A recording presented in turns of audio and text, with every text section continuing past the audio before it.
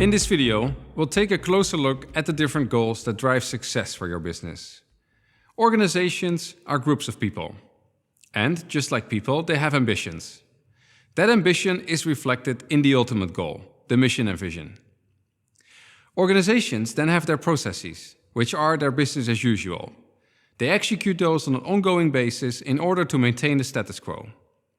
But they also have an innate drive to realize their ambitions, which is why they're constantly working on initiatives, which are all the projects and tasks that they're working on in the hope to advance towards their mission and vision.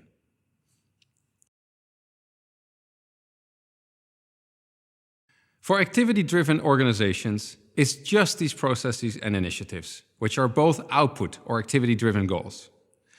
Their employees go to work every day and start executing the tasks that the organization deems necessary to maintain the status quo and to advance towards their ultimate goal.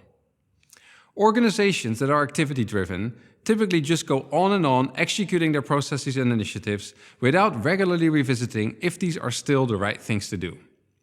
They have little or no insight into how their activities help them realize their ambitions.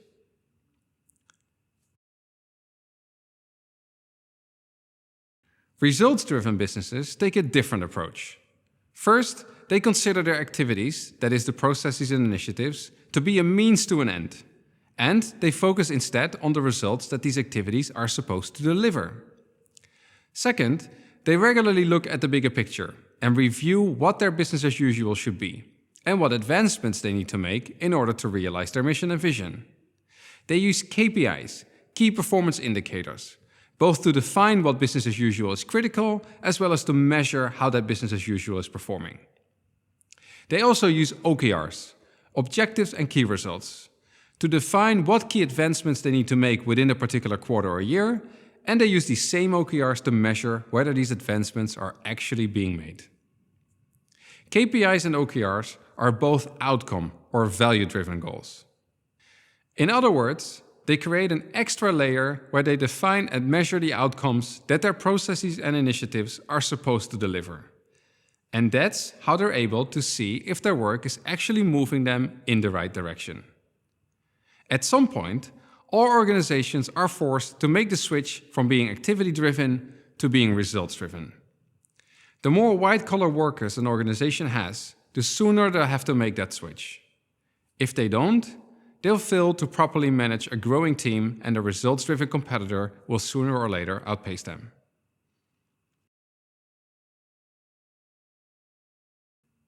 KPIs and OKRs are different types of goals.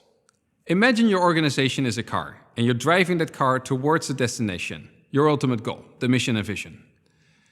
Your KPIs are what you'll find on your car's dashboard, like the fuel gauge and the engine temperature gauge. They prevent the engine from overheating and make sure you won't run out of gas, which are all things that you constantly need to watch. OKRs are like your roadmap. They'll guide you to your destination. OKRs are temporary. They'll change from time to time. Once you've passed a landmark towards your destination, you'll focus on the next one. Results-driven organizations need both KPIs and OKRs. If you were only watching KPIs, you'd have no clue how you're advancing towards your destination. Were you only watching OKRs, you wouldn't see that you're running out of gas.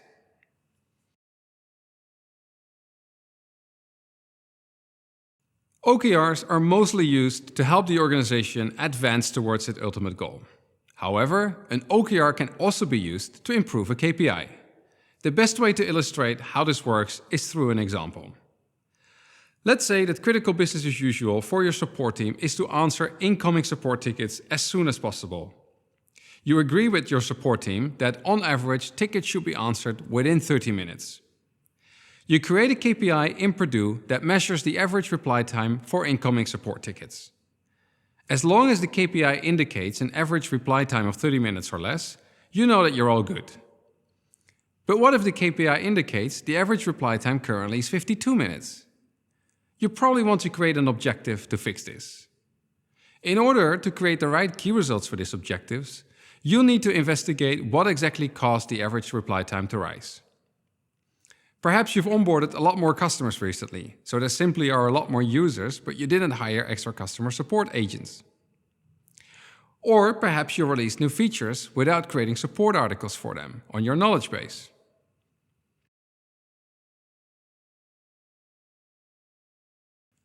What differentiates activity-driven from results-driven organizations is that the latter treats activities, processes and initiatives as a means to an end. To them, activities are output goals that will help them achieve certain desired outcomes. Results-driven organizations work with an extra layer of outcome goals, KPIs and OKRs, to define what these desired outcomes are and to monitor whether these desired outcomes are actually being achieved. KPIs and OKRs are different types of outcome goals. Organizations need both in order to realize their ambitions.